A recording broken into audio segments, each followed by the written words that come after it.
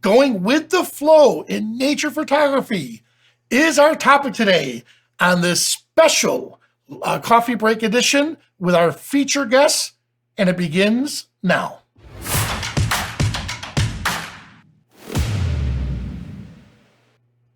Hello, everyone. So on our special guest today, he's an award-winning nature photographer who's had over a decade co-hosting on a very popular podcast called The Photo Bug. He's a great influencer and a strong voice in the photography world. Please welcome Fred Rodgers. Hello, Fred. Wow. I don't know what, I can go home now, or I am home. I'm just going to leave after that introduction. But and Vanelli, heck of a guy to have helping me do this today, because we've gone over to visit him and hung out and gotten in all kinds of trouble. So that's why we like him so much. And anyway, let's get to what we're talking about. Nature photography, and that's a wide area. I used to try to say, well, I do just this or just that, but with nature photography, it includes just about anything you can think of that's out there. I don't want to put people in my nature photography pictures. I have plants, insects, wildlife of any type, then also beautiful landscapes for occasionally. What you're doing out there is, in my mind, is that you're going out there, you're having a beautiful walk, seeing nature, hopefully up close and personal, and then photographing it. And why do I do that? Well, it's because I love it. For me, I've been probably seriously doing photography since, I spent about 50 years at this point. I was in the Navy and got very serious because I had time on my hands, and I had my grandfather's, it's in the background here. My first 35 millimeter was my grandfather's Kodak 35, and I'd never shot a 35 millimeter, decided to use it, and fell in love with that type of photography. So then when I was discharged from the service, I came to Florida and started really getting serious, and that's where I met my friend Jim Caldwell, because he has a camera store, and the rest is either history or infamy, I'm not sure which. At this point, what I want to talk about is some of the things that you're looking at in nature photography. What are the elements?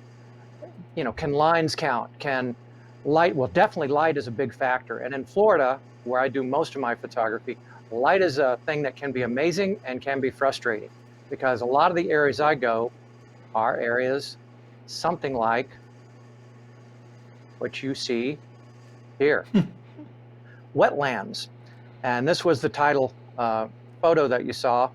This is basically a pig frog is what it's called. It's smaller than a bullfrog and has a very distinctive grunt. Actually, sometimes it's mistaken for an alligator. At a distance, it sounds pretty loud. And these guys basically are very comfortable sitting in wetland areas with things like duckweed around them, and they just come up every so often and submerge.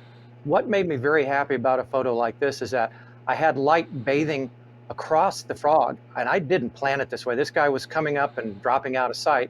I just took up a station as close by as I could, and I was up a little higher, so I had to shoot down, but I got shadow in the back, and of course the darker water where you see through the duckweed. And then this guy then decided to stick his head up, and I was able to get a good shot. And for me, this is what makes it fun, because if I get an emotional response from my photography, I'm hoping that I can then transfer that to the viewers that see my finished product later. But this one was an easy one as far as the lighting. The hard one was being patient. That was the tough part, because these guys will drop down, come up, drop down again. And this one is basically a moth caterpillar. This was taken in the middle of the Ocala forest. So I was in kind of with a friend of mine, we probably miles in there. I'm glad nothing happened, because it would have taken forever to get back out. And this guy just was crawling down the leaf. I was not using a macro. I was using a 18 to 400 to get this guy. But what it allowed me to do, because of where the branch was and where the leaf was, it was close enough to eye level that I could get a nice straight on shot and get some pretty decent bokeh in the background. But see, for me, it's a discovery. I'd never seen an agreeable tiger moth caterpillar before. So, and the interesting thing is that nature, and this is also, for me, every time I go out, it's like an exploration. The one thing that these do in nature is they try to baffle potential enemies two ways. One, a lot of the enemies would think this is the head. It's not. This is the head. So this can confuse the enemy, make it think it's something that it's not. Also, bright orange or red colors are a warning. If you eat me, you will get sick and you will not want to eat one of me again. Also, the spines, this is not a cuddly creature that I would pick up and pet, because usually spines on any kind of insect like this are a real good indicator that it's going to either sting or itch or cause some kind of why did I even pick this poor insect up? So, and this, again, this is nothing that I would say, oh my gosh, this is just the photograph. But for me, it was a great find, and I managed to get a good focal point on it. Just kept going, and it was probably the one of the most interesting things I saw that day in Ocala Forest. I thought I would see a lot more wildlife than I did. Now, Fred, I'm sorry, he's really, really small. Do you train your eyes to look for things like this? Well, I have a background in horticulture that I taught for several years. Now, I practiced it for about 6 or 7 years, and then got an invitation to come and teach. And so I started teaching in a technical college in 1986. And for the first about 10 or 12 years of my career, I taught horticulture.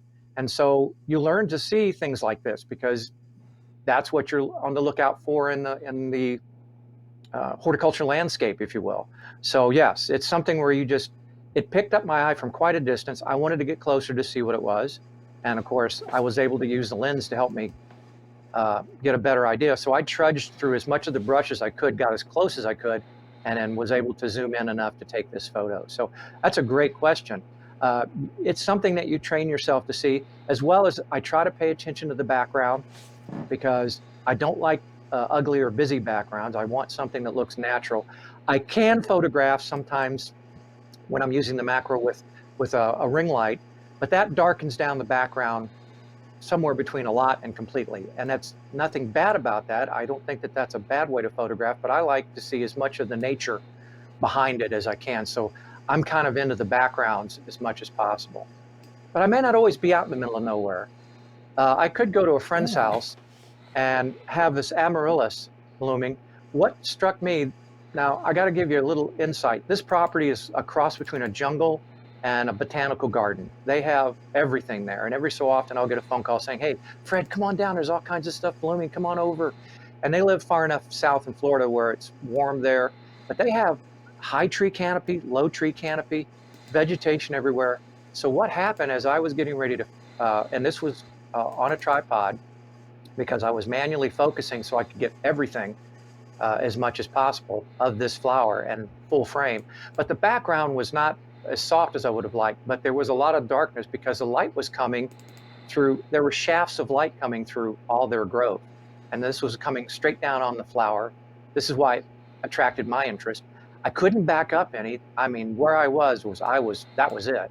So I really couldn't. One of the tricks that you can use if you're not using a macro, which has a very short focal range, and you're using something like my 18 to 400, I can back up a little bit and it will soften the background even more. In this case, was not possible. So this was how I went with the flow. I really tried to feature the flower, especially since the sunlight was being so cooperative that day.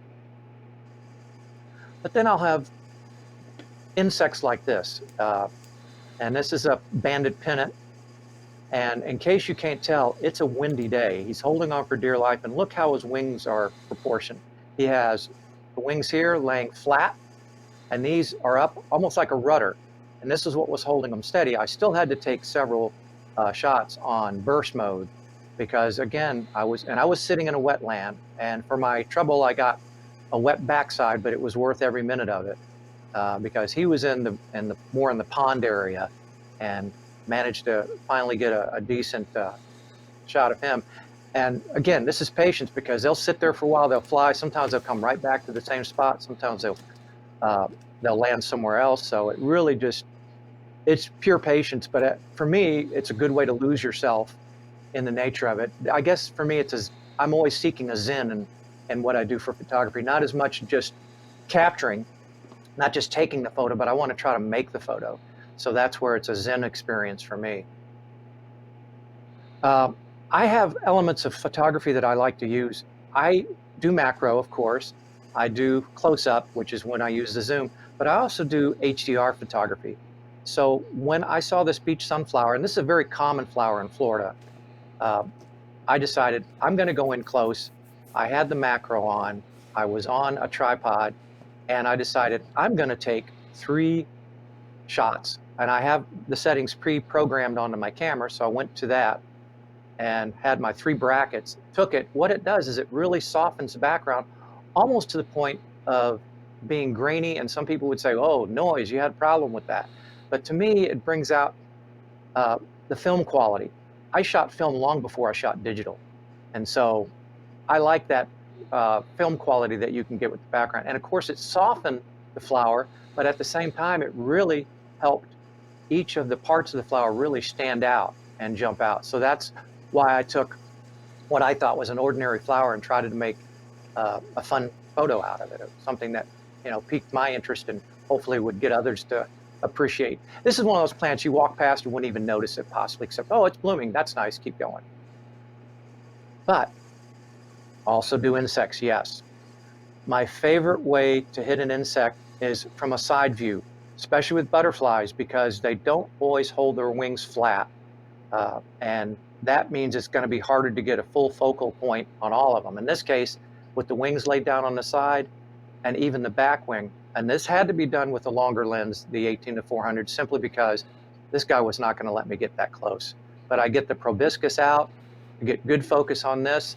As I get the focus fall off, it just softens this. They weren't that bad.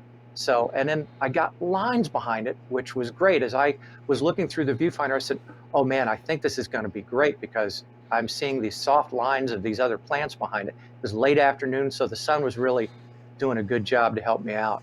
And the only thing, the antenna was a little bit out, but it wasn't so much that it just was what I would consider kind of off-putting or ugly. But lines are a big thing.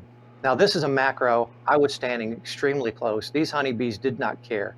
I guess the only reason, yes, it was a flight shot, but the biggest thing that got me about this bee, she had enough pollen on her. It looked like somebody had dipped her in a bag of flour, and how she was able to keep flying and gather more before she went back to the hive, I don't know. So it piqued my interest. I got the interesting bokeh. When I get that kind of flare, I call that Hollywood bokeh. I like that.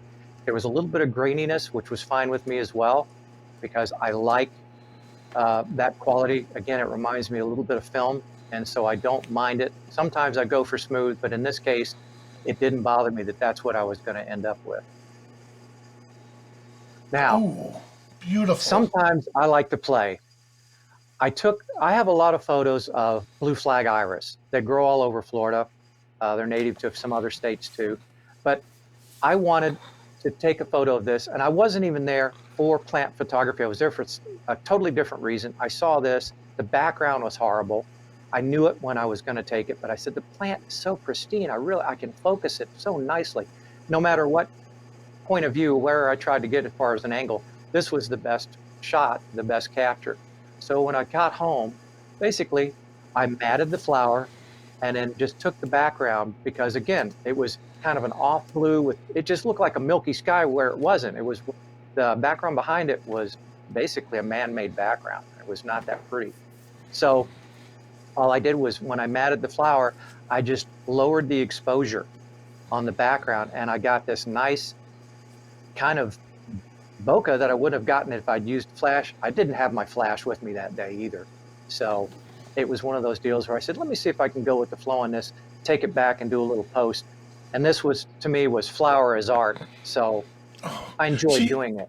Yeah, see, Fred, that's one thing I admire about you nature photographers.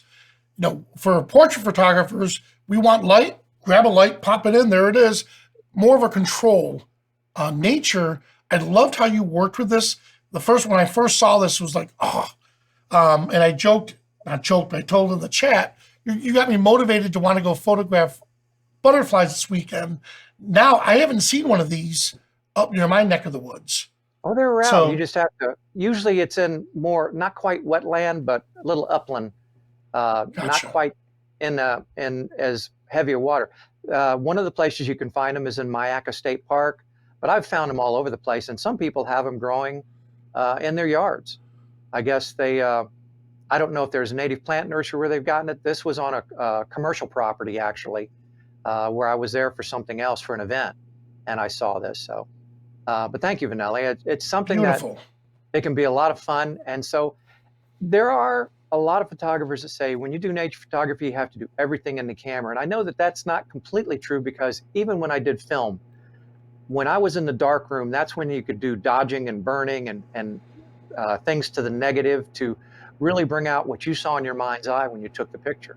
And for me, because this flower stood out, that's what was in my mind's eye. I wanted to feature the flower, and in the background, in a way, I thought of you, Vanelli, because I thought if we'd had this plan in the studio, we could have done this with just lighting and background, and it wouldn't have, you know, you wouldn't have thought a thing about it. I had to do this, of course, digitally on the Yeah. computer. Yeah, that's why I'm more impressed with that. Well, this going with the flow. I was in Maryland visiting a good friend of mine I've known for many, many years, and he took me out. Says, "Hey, I know you love to photograph." I had my long lens, a 150 to 600, and these little brown bunnies were hopping around, but there was not much else. He thought that there was going to be a little bit more out for me, and he was disappointed. I said, "Well, let me see what I can find here." And so I was panning around this field, and I see this rabbit with its tongue sticking out, and I thought, is he giving me the raspberry? What's going on here? So I took the photo because I started laughing. And then my friend Don was saying, "What's the matter?" I said, "Look through the viewfinder." And he started laughing.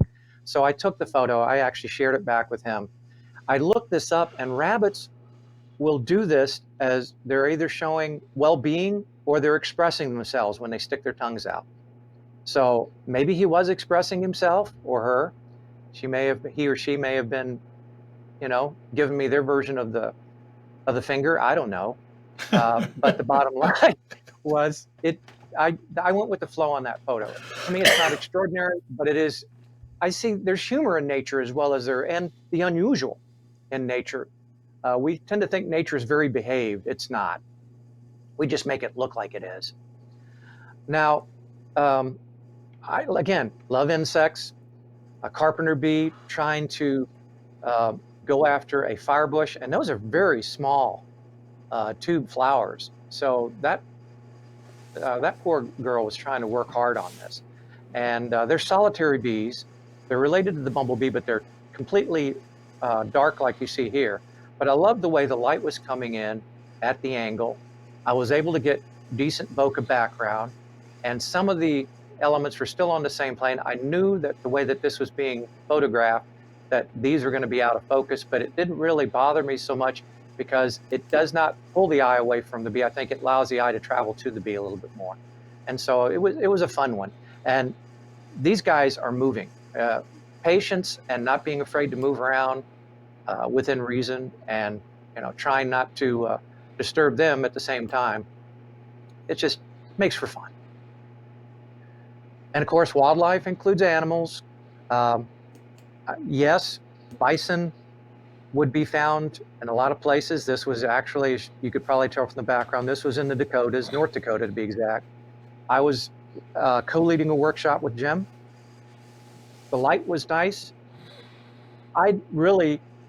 Everybody was busy photographing. Nobody needed any help. Nobody was asking any questions. So there I'm standing there, and I said, well, let me see if I can find a buffalo that looks like my version or my imagining of a buffalo nickel.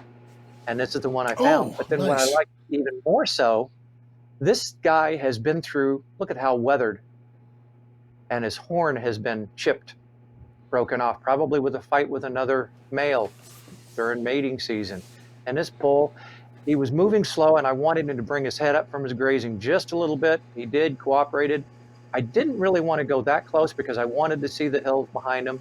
I knew that they would be soft, but that was all right. And then this guy, to me, it shows survival and sustainability, because they've had drought conditions in that part of the country for a while and have really been struggling with it. So animals like this, their ability to just weather the worst is amazing to me. Jim, Or- by the way, that was when I did the keynote at that conference, Yes. and you guys had me out. So Kirk, one of our wise guys here on Coffee Break, said, Vanelli, could you give Jim some pointers, or I'm sorry, Fred some pointers on photographing buffaloes? I think that was the buffalo that chased me and tried to come after me. So you know that me and buffaloes don't get along too well. No, but what I like, if you go back to the buffalo for a moment, Sure, sure. yeah, um, and I'll pop you back on again here. Well, I mean, just the massive size of him. My shots don't look nothing like that, and that's why Kirk was being a wise guy. But I absolutely love how you just isolated him, and you could definitely tell it was in the afternoon because look at the shadows.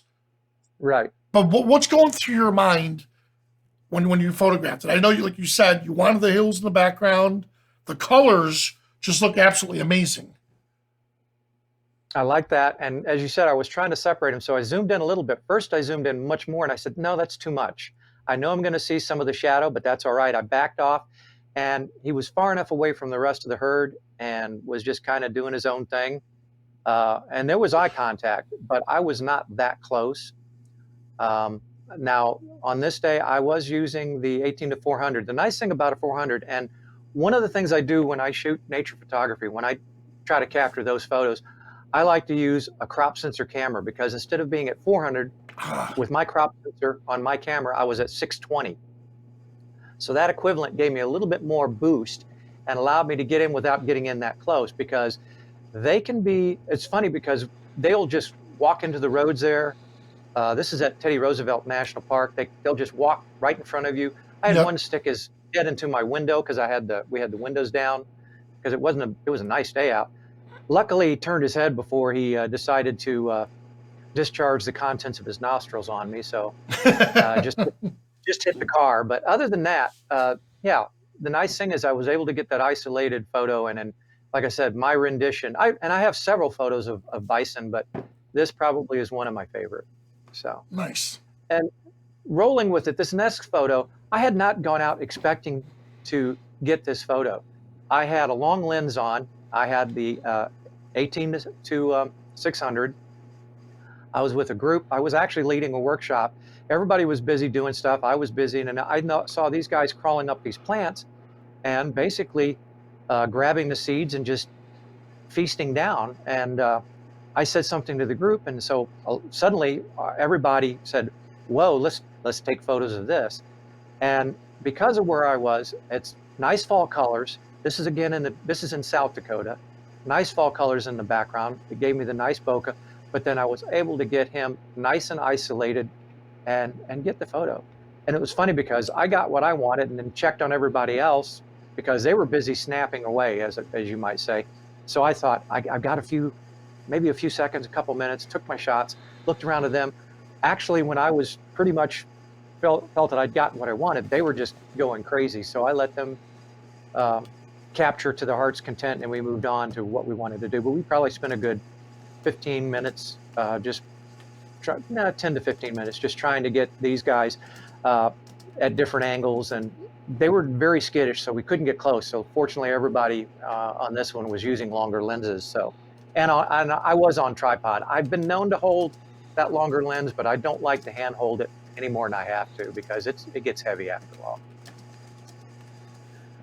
By the way, Niall was asking, what is your favorite lens to carry, like on something like this? All right, I carry 3 lenses. My 3 favorite lenses that I carry because a lot of times having to travel, you don't have a lot of room, and I needed to be able to carry everything I had on a plane. And I don't use the big heavy-sided, luggage pieces. I don't want them to go into the plane's luggage. I don't want anything to happen. So I use a carry-on that actually will go up under the seat, if not in the overhead. And my 3 lenses are, and they just happen to be Tamron. I'm not brand specific at this point, but these are the 3 that I like. I have the 150 to 600. I have a Tamron 90 millimeter, and I have the Tamron 18 to 400, and I like that 18 to 400 because it's an f3.5 to 6.3. So in my, wide shots, I have a lot better light situation. I know as I zoom in, I'm going to lose that, and I'm going to be closer to that 6.3 mark, and I just keep that in mind. With this butterfly, basically, again, side shot, one of my favorite. I can see everything going on. You usually don't see that much of the body. The antenna are nice and focused, but I love the way the light was coming in between the wings, just to light them up just enough that I said, yeah, I like this. I want to take this photo. And I was taking several different angles, trying to see if I can get, my best photo. And it just sat there, just let me patiently snap away a couple of times, and then moved on to whatever it was going to do. But if I don't get them with the sideways view, this is my second favorite. Ooh. And this is where you have the wings nice and flat. Problem with butterflies, they don't always cooperate. If the wings are more in a V shape, it's going to be real hard to focus out here on the extremities of the wings. And what really made me happy about this capture was you can see the wear and tear. This is later in the season, and these things have put a lot of miles on these wings, and they start getting actually a little bit faded, and then towards the very end of the season, sometimes they'll be tattered and torn because they can fly greater distances than we give them credit for. So again, this is done long lens because this guy wasn't going to let me get very close. Now, going with the flow, how often do you see a snowy egret land on the back of an alligator? For me, this has been the one and only time I've ever seen it. Maybe others have seen it more times. The biggest thing I had going against me was that I was not here, parked here or stationed here. I was trying to move to another area because the sun was not where I wanted it. It was behind my subject. But because I was afraid that if I moved too much further, this guy was going to take off, because he basically just landed on the back. I tried to work with it. I adjusted the camera. I didn't want him to bloom out. Almost is on the back, but not too much. But he was casting a nice reflection on the water, and I went, I got to do it. And plus, I was chuckling the whole time, and I was hand-holding. I was afraid I was going to have too much problem with camera shake because I'd never seen this. And shortly after I took it, I started to walk further down the pathway area. He flew off. So, you just never know with something like that. And so I decided to go ahead and take this through post, and the water was very shallow. That's why you see such a strange, it's a muddy bottom and it's not that deep. So that the water gave me interesting, because the sun was on it, it brought out the blue, but it also was taking away the reflection. So you were starting to see some of the bottom, and which is not normally what I would go for, but this was too interesting for me not to capture. Same thing here. This is Burr Marigold. I was actually tripod with the 18. It was the 18 to 400. I don't think it wasn't the bigger lens. And I was just on my way back to my car, and I said, I want to stop here and get a nice landscape of these Burr Marigolds. They're just beautiful. And about that time, this guy came crashing through, this cattle egret came crashing through there, kind of on the hunt, head high, looking around. So I zoomed in and was able to get this. Worried about because of how bright it was, because it was at the end of my shooting time. The sun was going to start getting really harsh and really bright. And it was pretty much a cloudless day. There was very little. But the flowers helped to mitigate where it started to try to bloom here. And I was able to get a decent break here. So I did not, it wasn't blooming out. You could see the feather texture. And there he was, just crashing through the Burr Marigold. I wouldn't go crashing through, because you get the seeds, that's why it's called burr, all over you, and you'd be picking them off for the next 3 days. But just, one of those photos of chance. Of course, like I said, landscapes. I didn't have to, God did this one for me. It was not a cloudy day really, but towards sunset, Jim and I were shooting a situation where we were doing a drone piece about drones. We were outside of the Everglades, just a little bit north, but not by much. Found a little side road, found this area, decided to do that piece. And when we got finished, we put everything away and it was camera time. And I looked out and saw that this beautiful sunset was happening. So I set up and decided to take a few photos, and just a few clouds near the horizon. And then just the way that the red popped out, it almost makes the sky look a little styrated, just even milkier than it is. I didn't have to really do much for effect. Post was easy on this guy. The water was like glass. There was just a tiny bit of wind, so you got just some ripples. But you know, you get lucky sometimes. And it was just, to me, a very soft. Even after I finished with my photography, I stayed there. Poor Jim was probably ready to go. I wanted to have the sun finish going down because I love sunrises and sunsets. I think that they're very calming. And to me, it's a kind of a Zen feeling that I really like to get. Why I love nature and nature photography. Another rolling with the punches, I'm at a very heavily grown up preserve, the small one, and it's near Cockroach Bay in Florida.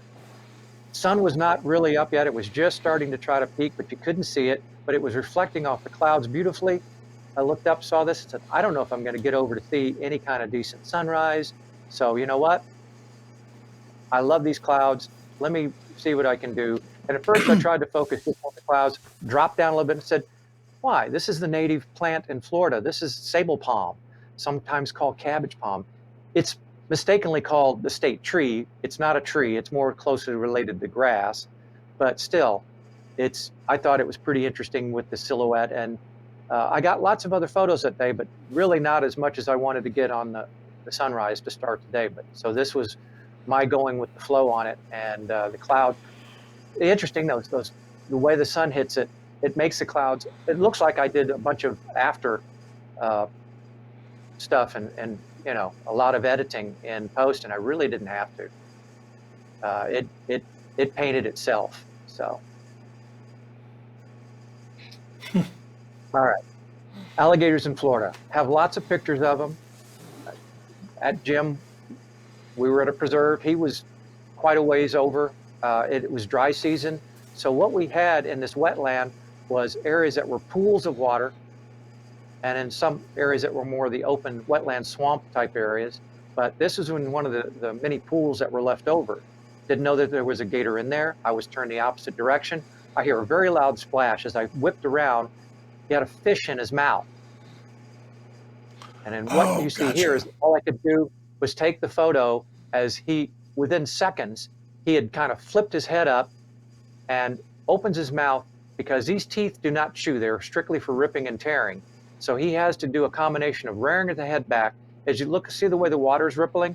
That's him moving his head up and down, moving his body, forcing the fish to where it can hit his gullet. And then these very strong muscles in here will push it down into his digestive system. So I caught him just as the fish was disappearing out of his mouth proper and was still pretty much in his gullet. But I went ahead and took it. I felt, you know, it's one of those things where you go, oh man, is this all I'm going to get? But when I went back, I said, it's not terrible. And there's a story behind it.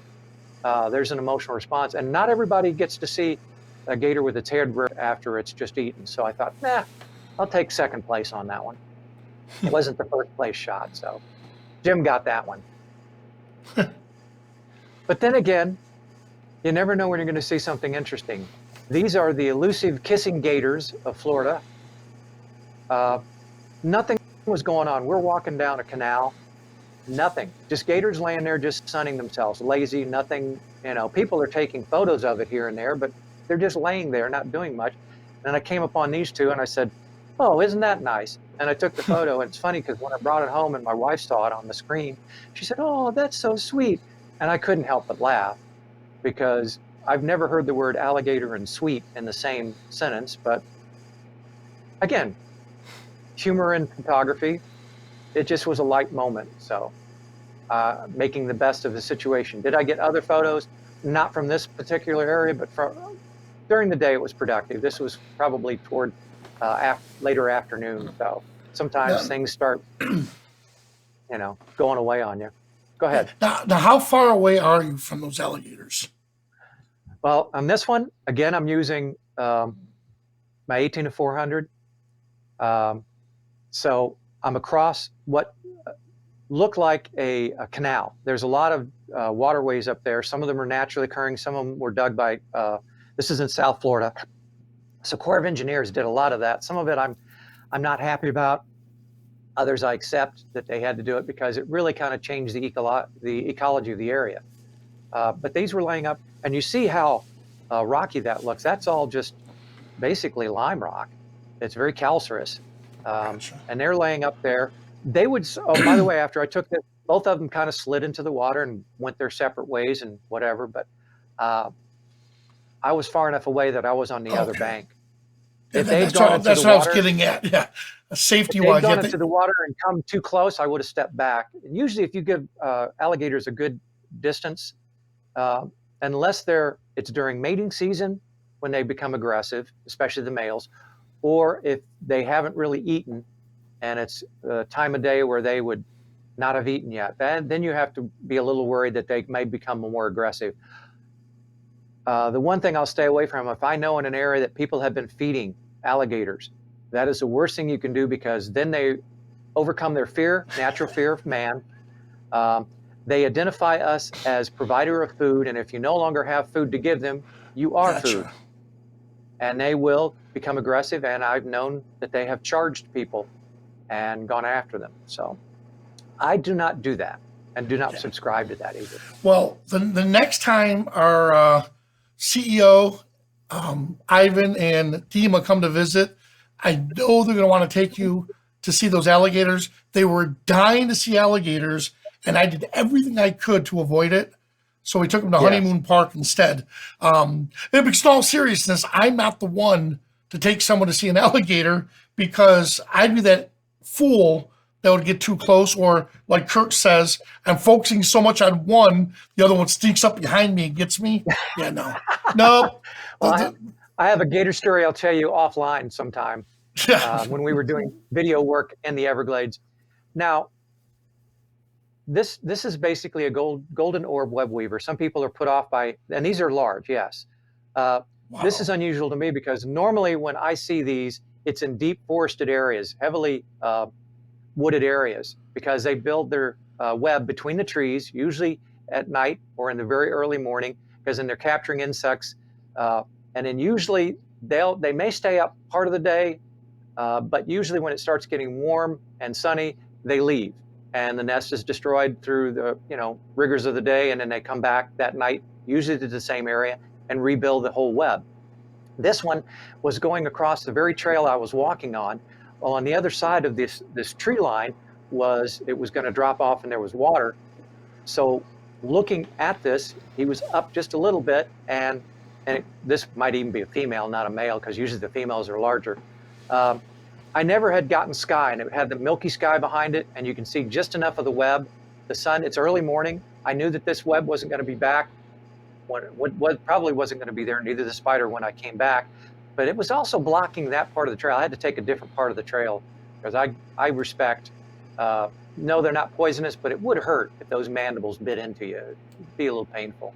But yeah, I'd never been able to get a background like that and probably not since. Usually it's sunlight coming through the tree canopies and whatnot is how you have to get those photos.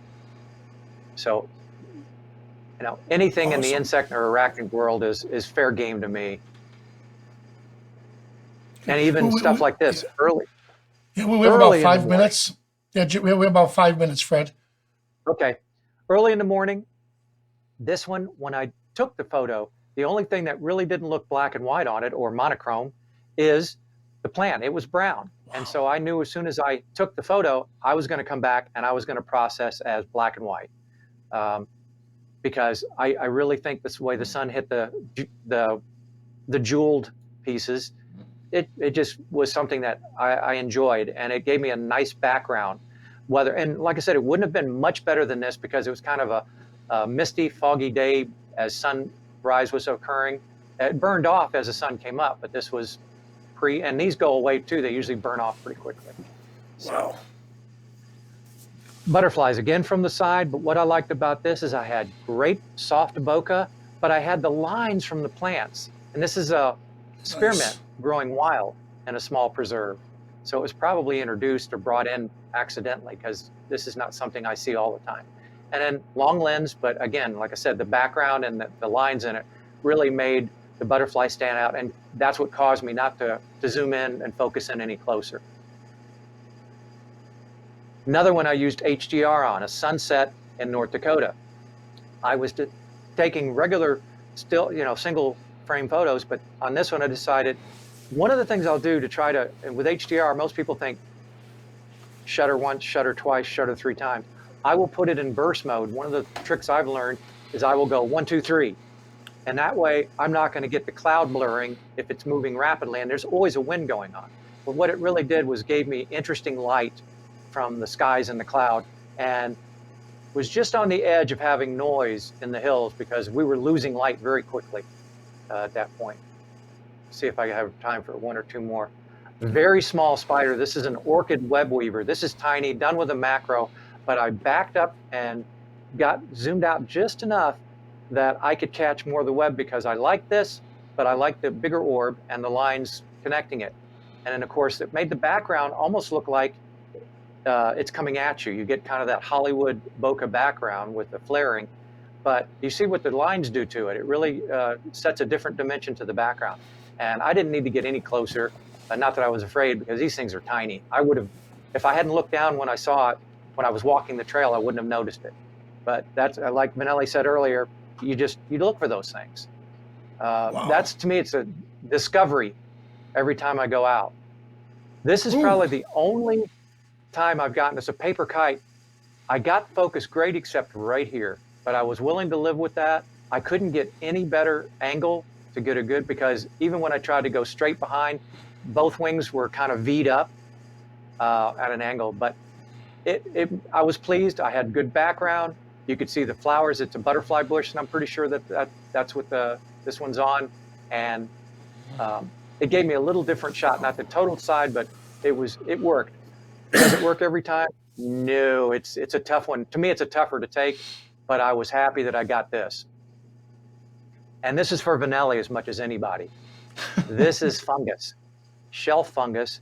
But what I did to bring out the browns and the rusts and the whites and all the other colorations in between, it looked very bland with a single photo. I did this as an HDR. And I then processed it as photorealistic, because you can go anywhere from surrealistic to photorealistic. You can also make it look softer with your, like I did with the flower earlier. This one, I wanted it to really snap out and stand out. And this is shelf fungus.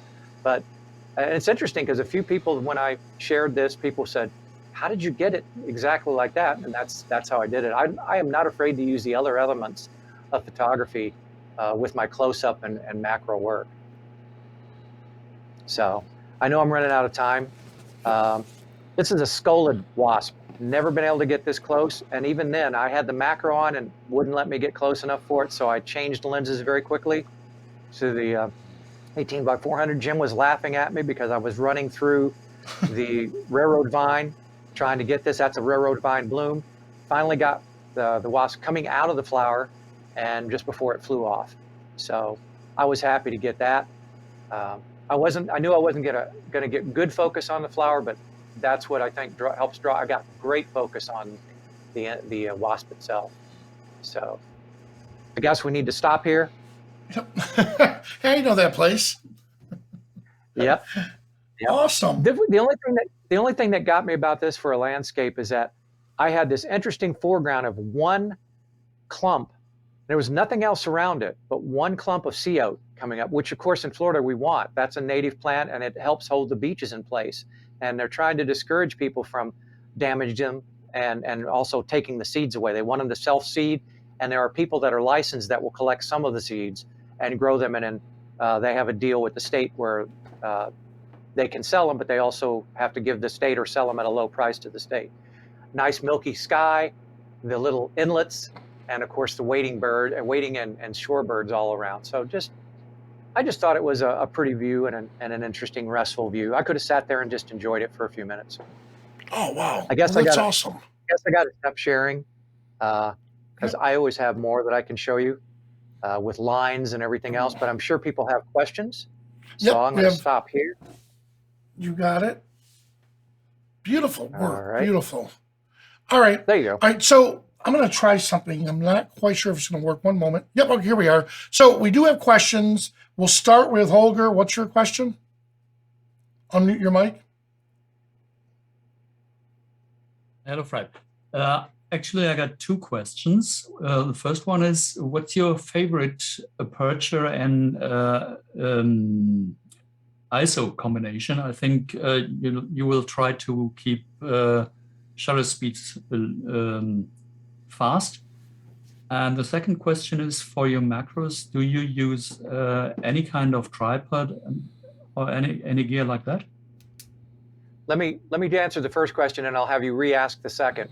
First question, for favorite ISO, one of the things I struggle with here in Florida is ever-changing light, because I'm shooting in areas that are very heavily wooded in many cases, a lot of foliage, a lot of not just high foliage, but low foliage, foliage behind. Sometimes it feels like I'm kind of in a jungle trying to photograph. So I have that, and also the clouds in Florida, especially during rainy season, can be very harsh. Because you can have clouds move in and suddenly block a lot of the light. You can have even heavier dark clouds move in and really block it. You can have thin clouds move in. And so I'm constantly fighting. And one day I was having to jump literally between 400 ISO and 100 because of brightness and lack of light issues. So I decided to do something that I'd never let myself do. I felt kind of like, no, you can't do that. That's not right. And I basically went with auto ISO and tried that for several captures that I did, and found that it was really working well because the light was changing. Sometimes in mid photograph, I would take, if I was in burst mode, I would take one photograph and then a second shortly after, and the lighting was different because of the changing conditions. So sometimes I would use auto ISO when I'm under those situations. I usually keep my camera in Aperture Priority, whether I'm keeping my ISO fixed or if I'm using the auto. And I don't always stay in auto ISO.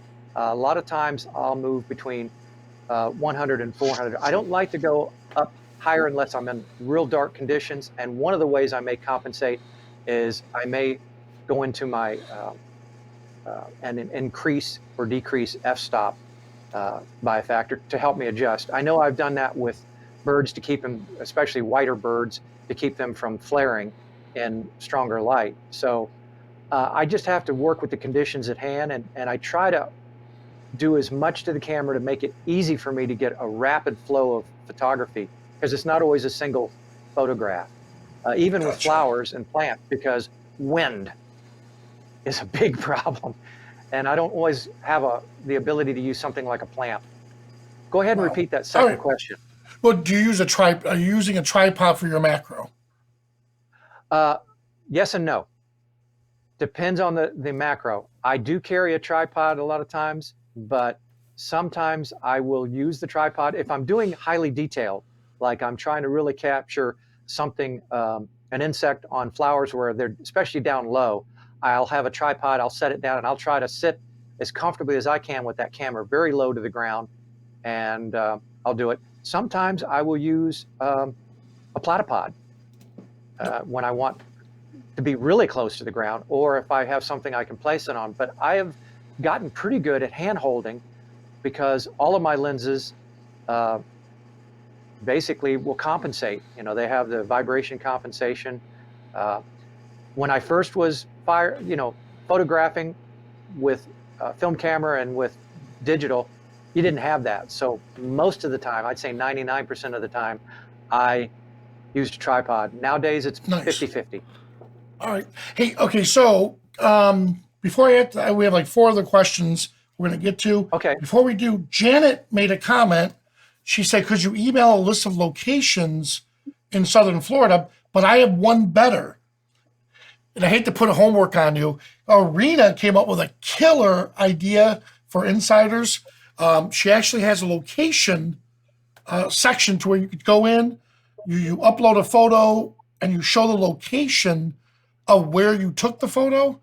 Okay. And I don't know if any of you've seen that on Insiders yet. So Arena I've came seen up it with this. mentioned. Yeah. Yeah, so it's really cool because then you can just share your location tips. I wanted to be the first one, but other people beat me to it. So my second best I could do is have you guys help out. All right, so let's run through the questions real quick. We have Robert next. Unmute.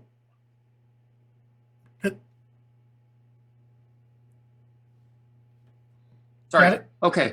For the insects and flowers, macro, what apertures do you generally work with to get the best depth of field? As you suggested with the butterfly, you couldn't get all the wings in focus, the edge of the wings.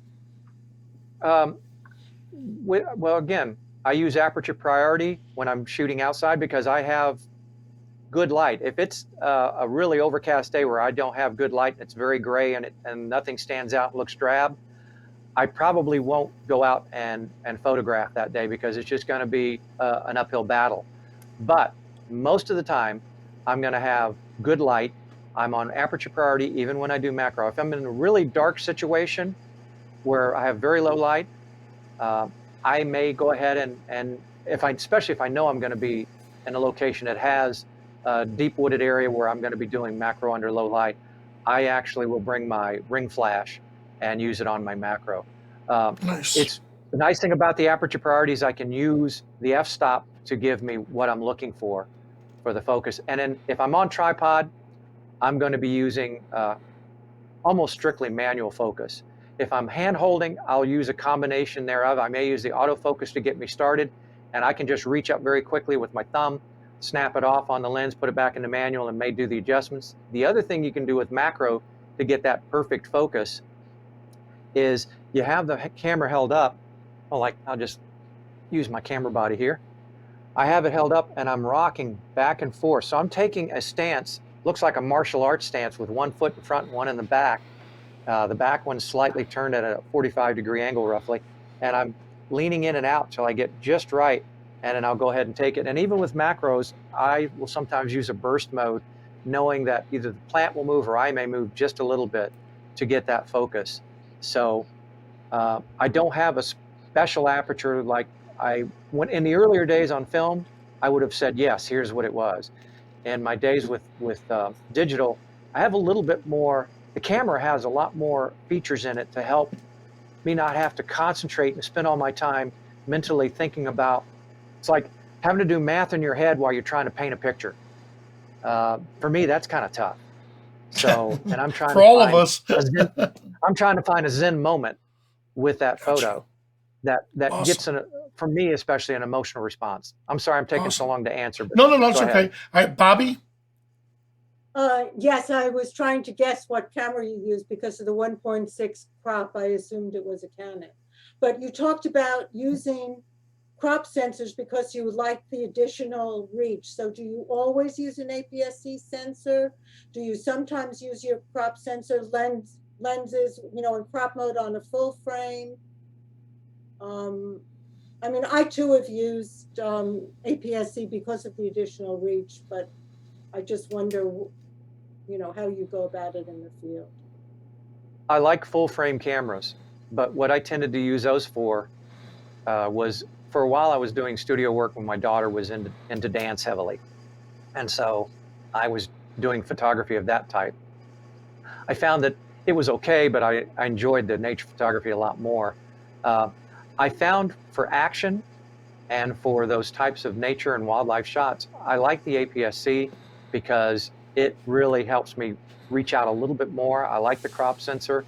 I've gone out with both a full frame and a crop, and I was happier with what I was able to get because you can't always get right on top of it. Now with macro, it really wouldn't matter as much, but since I have and even if I'm carrying two bodies, both of them are crop sensor. And I do use Canon, which has a pretty high sensor rate and lets me reach out a little bit further. Originally, my favorite, what I call my R-purpose lens, was a 16-300, but I found that I like this 400, 18-400 a little bit better because I'm not doing as wide a shots as a 16 let me do, and I do like being able to reach out a little further because I don't always want to carry a tripod and that long lens, and I don't always want to carry just the long lens with me. So sometimes I'll have it Awesome. strapped to my side, but my two Gotcha. lenses, if I'm out in the field, I'm hoping to go Go to ahead. East Africa in September, and I have a Sony, which has a 1.5 crop, APS-C, as well as I have a full frame. I have the Tamron, the new lens, the 18-300, which gives me a 450 reach. And I'm wondering, with the quality of sharpening tools, so I can crop, if the equivalent 450 will be sufficient. In your experience with doing wildlife. Now, what is the furthest reach? crop? What's the furthest? 300, which would be 450. Oh, 350 to a 450? Yeah, because it's a 1.5 on the Sony. Okay. Well, if you're doing, one of the things you can do, and one of the things I did was experiment. I mean, I took the same lens out with both a full frame and with a crop sensor and did some test shooting on some different things not that far from my house. I just walk around the neighborhood. I don't live very far from a preserve, so sometimes I'll go there. And I found that sometimes I could get the photos I wanted, but if reach was an issue and I knew I had a limit, and if my limit was 450, it was nice to be able to reach out a little further. Some people say, well, and I can't switch between full frame and crop. I'm not using a mirrorless camera at this point. I'm still using DSLR, and I have full frame available to me. I just find in the field, it gives me that much more reach. There's been a few photos that if I showed them to you, you'd say, wow, did you really have to crop in? I said, really, the camera did most of that. Between the zoom lens and the crop sensor, that really got me in close enough. I, a lot of times, want to fill the frame with what I photograph. Gotcha. You know, Awesome. that to me, and it's tough because I could give you a definite answer and two other photographers would give you two slightly different definite answers. It depends on what you're comfortable with. Gotcha. That's really Well, what great. it comes down to. All right. Jim, and then Harvey, and then Neil. Niles. Yeah, I know we've talked a little bit about f-stops, and I know when I've done insect photography, there's always that trade-off. If you start going into higher numbers of f-stops, how far are you willing to push it? Do you do an f8? Will you do an f16 and then sacrifice shutter speeds and ISOs at that point? Probably no. Many times, if it's that bright out for macro, to me, that's too bright. I will tend to look for places to do macro work where I don't have to close my f-stop down so much. And then I've gone as high as 8, but like you say, there's a trade-off. So you'll see me at the lower f-stops whenever possible. One of the reasons I will use the ISO to my advantage is so I don't have to, close down that shuttering, that iris doesn't have to get smaller and smaller because the light is too heavy. I'll try to compensate that way. But if I'm finding that that's an issue, one of the things I tend to do is avoid heavy direct light on a macro photograph. Not always possible, but you can usually find things where you have, and I like that. I'm attracted to the canopies and the growth from above and around the sides and behind. That's why I love botanical gardens. In many cases, especially ones that are outdoors, you can get a lot from what's naturally growing there. They tend to group everything together, and it really makes it easier for photography. Allows me to get that dark background, and if I can't get quite the bokeh I'm after, I'll go for a darker background. Awesome. All right, Harvey. Okay, thanks. On your first photo of the I think it was a bullfrog you said. I don't remember the name of it. The first photo was the frog is sticking his head out of the water. I would think your problem was you didn't know where he was going to stick his head out. So what was your settings, or how did you do it? Because that frog was so sharp. It was like as if you knew where he was going to be and you had it on a tripod. So how did you set yourself up and your camera to get him so sharp without knowing late where he was afternoon. Yes, it was late afternoon. I knew the light was coming from my right at an angle. Had walked from more of a clearing into this wetland area where it was pronounced. There was a combination of a path and kind of a boardwalk with a rail. I stationed myself. When I first saw him coming up, I saw this one guy and I said, it was a 50-50 chance that he would come up in the same spot. I basically was on Aperture Priority still because it was enough good light in there. And I opened up a little bit to about an f5.6, which you would think that's too much. It was not, because it was the colors. I mean, the light was muted enough by the growth around. I just had that light, and it wasn't coming across me. It was coming across that area in front of me. And I just sat there or stood there, leaning against the rail, hand holding, using the longer lens because I wasn't that close. And when he popped up, I was on burst, and I was able to get, and I just hold it down, the shutter down for a very, very short period of time. I'm not holding and praying. I'm just holding and releasing. And I got a couple of shots, but I pretty much felt that the first one was going to be the winner. I took several other photos that day, but that was, to me, the one that piqued my interest the most. And he came up, went down, actually came up one other time, but after that was gone.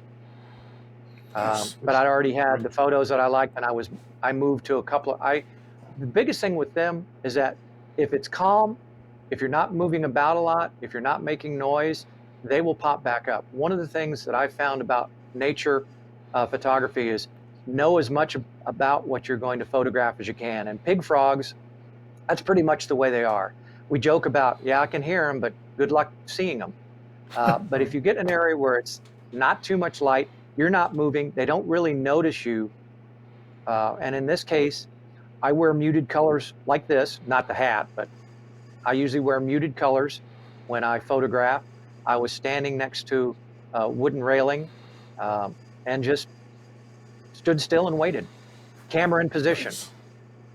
So And frogs just- a frog would usually come up the same place, or Not most always. of the time? It's a Not always. 50-50. 50-50. Right.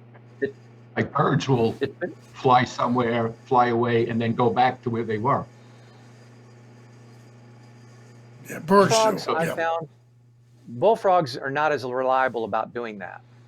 If I'm lucky, I'll catch one on the surface on either some aquatic plants or on a shoreline. Trying to get them to come up out of the water and not disappear and come up in the same place is pretty much, it's never worked well for me. I've worked with pig frogs a little bit. And on that day, I said, I'm going to be patient. If he doesn't come up, I could see there were several others in this area. They were quite happy in there, and they would pop up. And if you're not moving, if there's nothing going on or nothing frightens them, they'll stay with their heads out of the water for several seconds. Nice. So in this All case, right. he pretty much came up the same spot. I got lucky. The burst mode was the Yeah. trick. Yeah. That was it. The Yeah, burst mode Alright. does help. All right, let's Thank go you. on to Niles. It's great. Niles? Yes. What is your bracketing on your HDR? Well, I start off with a base bracketing of one f-stop lower and one higher. I have a setting called the C1, and I've already preset everything. It's in manual mode. I've done Yeah. all that. I put it in C1 when I set up all the settings. I'm in manual mode.